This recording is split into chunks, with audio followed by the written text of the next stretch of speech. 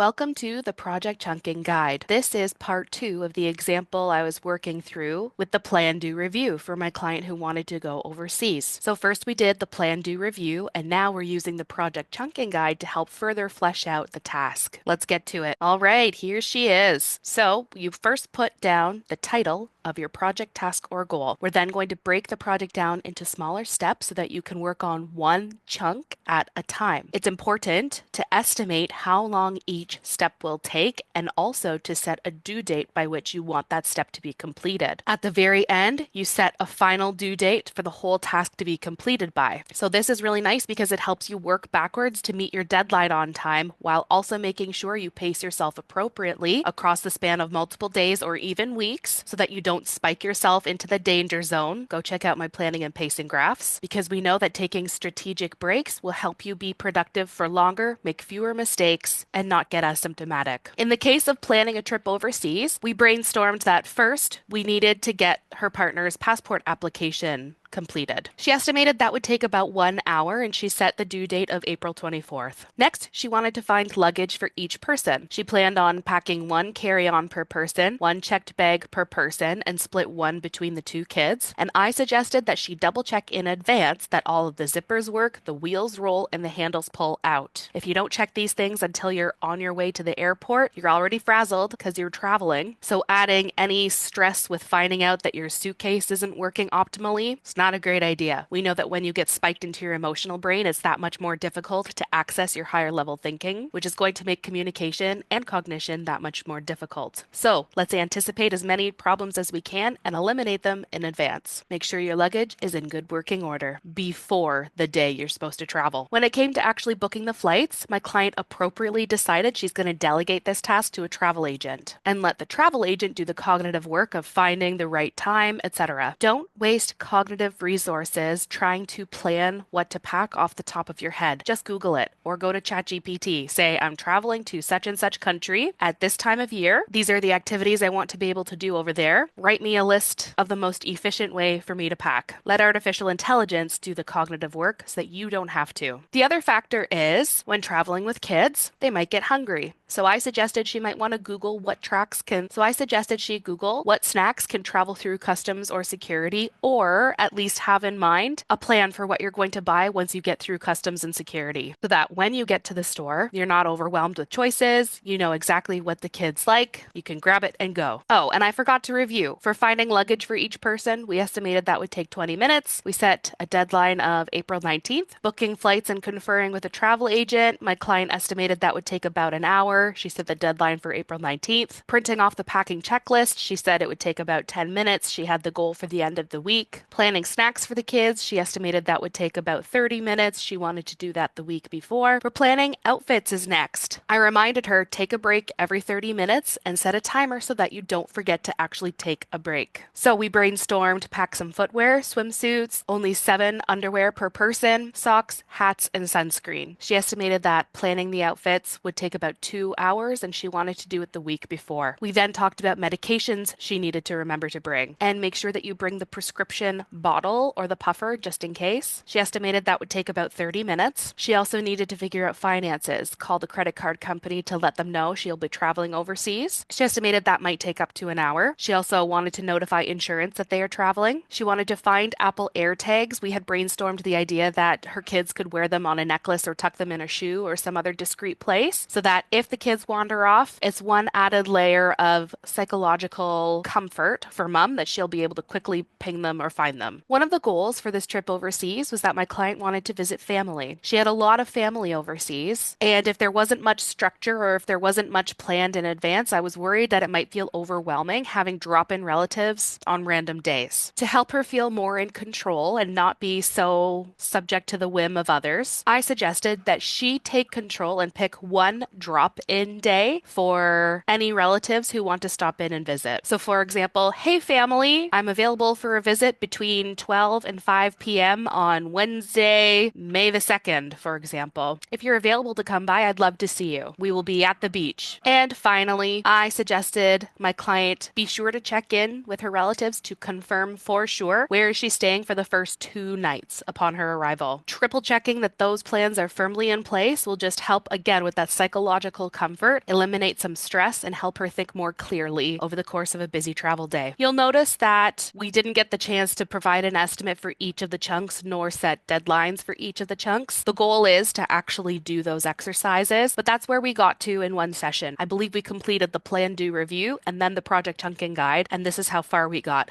I just really wanted to make sure we hammered out the chunks because she can estimate the time and set the due dates herself, but it's the divergent thinking of generating what are the chunks and breaking them down into smaller steps and putting those little reminders in there to take breaks. That's where I come in. That's where I'm most helpful because it's relatively easier for her to estimate how long something will take and set a due date for it. So there you go. That's how I use the plan, do, review and this tool, the project chunking guide, hand in hand to target the same big task or project in different ways, both of which help with those metacognitive skills, thinking about how you think, thinking about how you're approaching a task, anticipating possible challenges, planning to head off those challenges in advance. And this helps clients feel psychologically more comfortable and maybe could reduce their stress because they feel better organized. They feel they've got their ducks in a row. They feel better able to handle any challenges that come their way. And by estimating how long a task will take you to complete, gives you the opportunity to then reflect on how long did the task actually take me to complete? Was my prediction accurate? If not, why not? The why can give us lots of valuable information about what strategies will be the most appropriate for you to implement to improve your performance next time. Thank you for watching. Let's go chunk that project.